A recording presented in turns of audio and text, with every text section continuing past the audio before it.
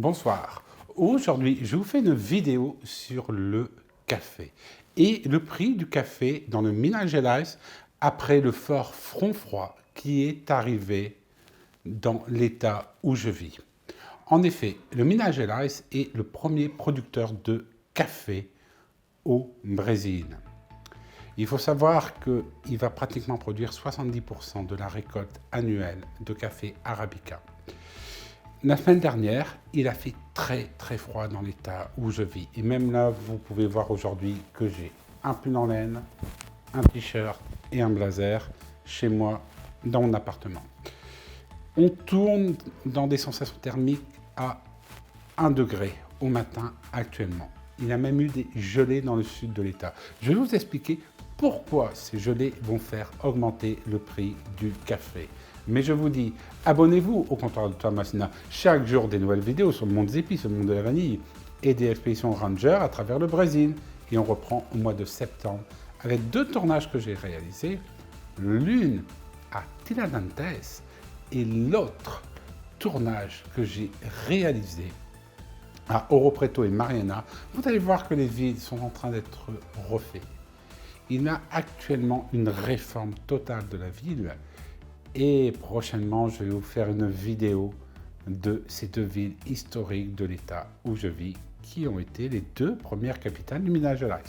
Alors, le saviez-vous que le café est produit dans le sud de l'état? C'est-à-dire, vous commencez dans la région de Lavras et vous descendez jusque dans le sud, aux alentours de Virginia. Les meilleurs cafés du Brésil proviennent à la frontière entre São Paulo et le Minas Gerais. Il y a eu un front froid, mais quand je dis froid, c'est très froid. On a eu des sensations thermiques à Belo Horizonte de moins 9 degrés, quand il faisait 5. Dans le sud de l'état, il y a eu du givre. Et le problème du givre, c'est que le givre a atteint des jeunes plants de café, des plants qui venaient juste d'être mis en terre. C'est-à-dire, il ne devait pas produire pour cette récolte, c'est-à-dire la récolte qui va en avoir lieu aux alentours de décembre, mais elle devait produire en 2022. Et ça, c'est un gros problème, car la floraison, même dans les cafés adultes, va être réduite pratiquement à néant. On part dans certaines plantations moins 80%. La moyenne va se situer aux alentours de moins 30% de la récolte de café, en raison du givre. Et le problème, c'est que le caféier va faire mourir ses rameaux. Mais sauf que le problème, c'est que pendant 1 an, il va beaucoup moins produire. Il fait un peu comme la vanille, si on peut dire. On va dire une petite hibernation. Et en fait, il va reproduire après l'année suivante pour un caféier adulte. Les petits caféiers, vous êtes parti pour 3 ans. Ça veut dire que pendant 3 ans, le caféier ne va pas réellement produire. Alors, qu'est-ce qu'on parle dans Minas Gerais? On parle déjà que des grands producteurs, des grandes coopératives qui ont des contrats, notamment avec des entreprises en Europe, vont devoir acheter du café sur le marché local pour subvenir à leurs contrats. Leurs contrats sont déjà négociés. Donc, les prix seront les prix négociés avec une certaine variation. Mais qu'est-ce que ça va engendrer?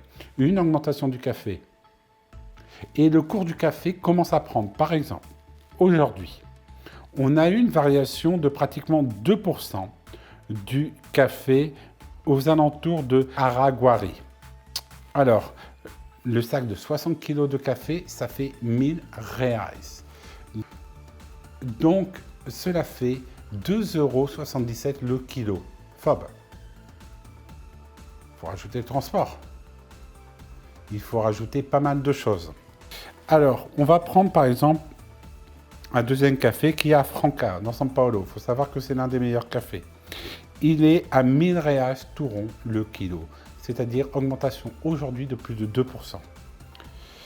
Virginia, le sud du Minas Gerais, 995 reais le sac de 60 kg, c'est-à-dire une variation de 1%. Le café actuellement est en train d'exploser partout au Brésil. Je vais vous dire l'augmentation du prix quand la vague de froid a touché le Minas Gerais et quand on a entendu les premiers désastres. Le café Quaxupé, dans le Minas Gerais, a eu une variation de 5,80% le 26 juillet 2021. Il est passé, les sacs de 60 kg, à 1077. Poço de Caldas, plus 2%, c'est-à-dire il est passé à 1050 réals ce sac de 60 kg. On a eu les cafés de Virginia qui ont flambé, 1120 réals le sac de 60 kg, et les cafés de Araguari qui sont passés à 1150 réals du kilo, c'est-à-dire une variation de 10% en une journée. C'est-à-dire, qu'est-ce qui va se passer actuellement? C'est qu'on risque d'avoir une spéculation sur le prix du café, parce que l'économie va repartir, les gens vont consommer plus de café aussi, et les cafés aussi vont réouvrir.